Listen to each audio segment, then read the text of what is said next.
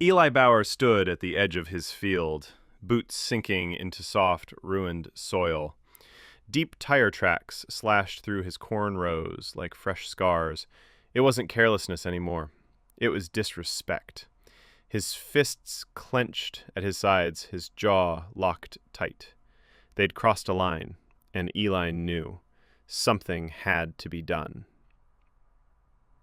But before I tell you how one quiet farmer turned an entire county on its head, make sure you're subscribed and have that notification bell on, because this is a story you don't want to miss. Now, let's start at the beginning. Eli Bauer had always believed in the honesty of land. If you fed it, it fed you back. If you listened, it spoke in its own way. The rustle of corn stalks, the hiss of irrigation lines, the steady hum of a tractor at sunrise. He didn't need much more than that.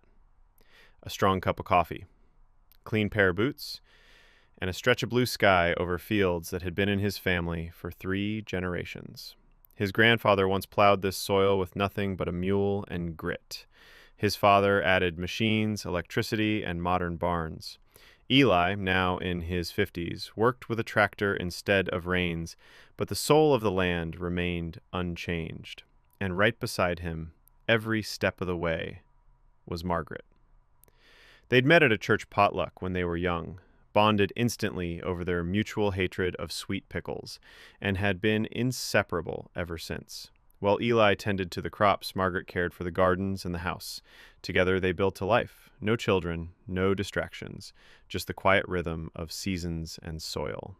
At least, until the Silver Mart arrived.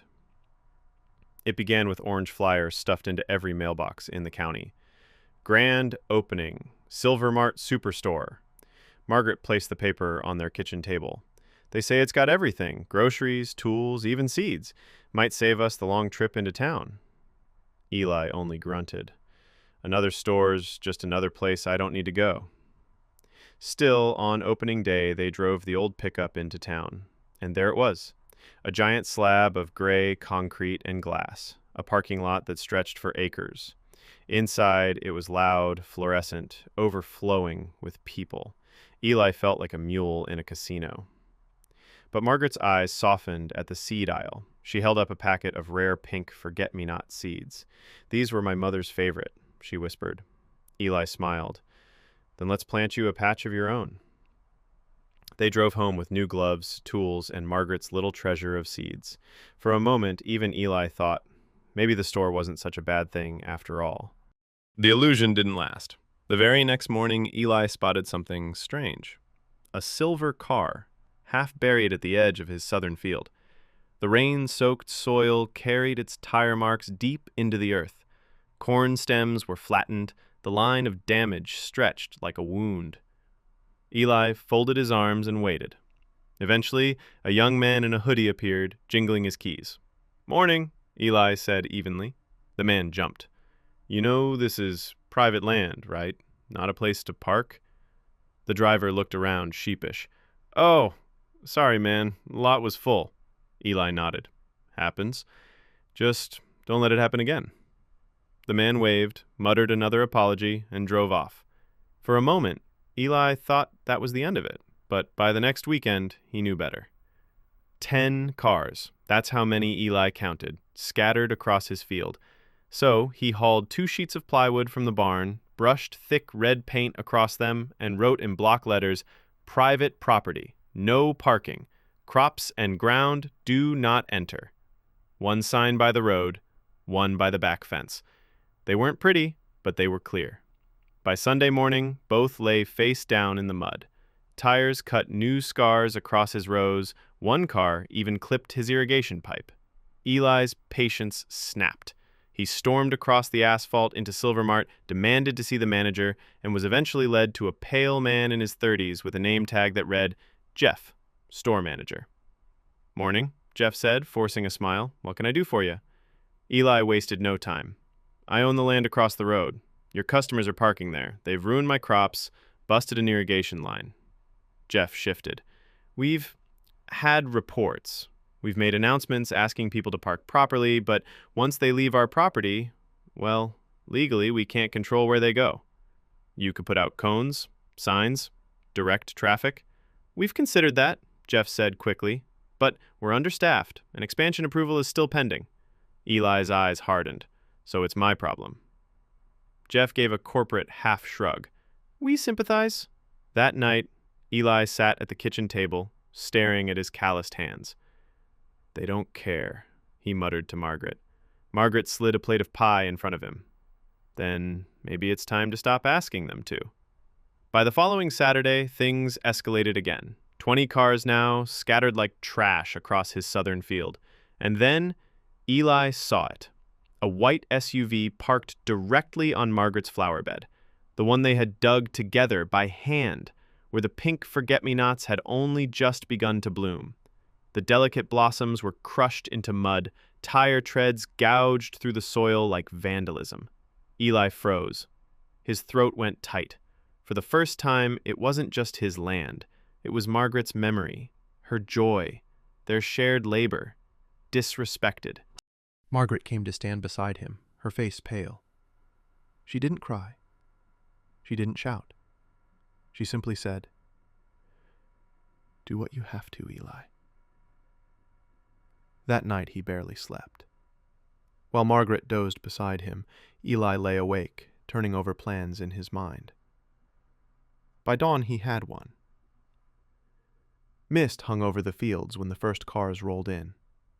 Eli sat on the porch with his coffee, staring at the ruined flower bed. By 9:30 he was ready. He started up his old Massey Ferguson tractor, hitched the plow, and rumbled down into the southern field. Engines idled, doors slammed, shoppers went about their business. But Eli ignored them. He lowered the plow and began cutting deep furrows through the earth, not into the cars, but around them. Each vehicle became an island, boxed in by ridges of soil. Trapped, untouched, but undeniably stuck. That's when the shouting began. A woman in high-heeled boots stormed across the mud, her face red with outrage. "You trapped my car!" she screamed. Eli straightened, resting his hands calmly on the plow. "No, ma'am, I planted my crop. That's a furrow. In a week it'll be corn." "You'll hear from my lawyer," she screeched. "Then he can find me right here," Eli said, dropping another handful of seed into the soil. 20 minutes later, 2 sheriff's cruisers rolled up. Deputy Claire, a woman who had known Eli since grade school, stepped out alongside a younger officer. "Eli," Claire said carefully, "what's going on?" "I'm planting," Eli replied simply. "Cars were already here when I started." The younger officer scowled. "You boxed them in." Eli shook his head. "I avoided their cars out of respect. Could have plowed them under if I wanted. Didn't." The angry woman jabbed a finger. "He built a moat around us!" "That's a furrow," Eli corrected. Claire bent, picked up one of Eli's discarded plywood signs from the ditch, still streaked with red paint. "These yours?" "They were," Eli said. "Didn't stay up long." Claire straightened, met the younger officer's eyes, and made her decision. All right, everyone parked in this field is being cited for trespassing. If you want to file a complaint, she told the woman, you can do so downtown. The woman sputtered, threatening lawsuits, viral videos, public shaming. Claire's mouth twitched into a smile. Sometimes people go viral for doing the right thing. By sundown, footage of Eli calmly planting rows around trapped vehicles hit the internet. The captions told the story in a dozen different ways. Farmer versus shoppers. Plow justice. This is how you deal with entitled people. Margaret scrolled through comments that evening, reading them aloud as Eli sipped his tea. Hero. Legend. Protect this man at all costs. Eli only shrugged. Maybe next year we plant sunflowers. Margaret smiled. I'd like that. News crews came, but Eli refused interviews. He wasn't looking for fame. Instead, Margaret allowed a journalist to photograph the flower bed, now replanted, the delicate pink forget-me-nots pushing stubbornly through the soil again. At the farmer's market, strangers shook Eli's hand. One man said it was the best thing he'd seen all year. Eli didn't seek recognition, but he did invest in a new sign. Private farmland, no parking. Trespassers will be plowed around again. Beneath the text was a little sketch of a tractor. Margaret called it modern art. Eventually, Silver Mart expanded its parking lot, and even when spaces overflowed, nobody dared test Eli again. The corn grew tall that summer, green rows stretching toward the horizon. Margaret's flower bed bloomed brighter than ever, the pink forget-me-nots standing like a quiet defiance against carelessness. On warm evenings, Eli would stand at the edge of his field, boots firm in the soil. The scars of tires had long since healed. The land remembered his defense. And though the internet called him the plow guy, Eli Bauer knew better. He wasn't defending pride. He wasn't chasing justice for clicks. He was simply a man who loved his land and refused to let it be disrespected. Some stories fade. Some go viral and vanish by next week. But in one small county, people still point at that southern field, whispering about the farmer who stood his ground, not with rage, not with violence, but with quiet, relentless honesty. And when Margaret's flowers bloom each spring, Eli knows he made the right choice.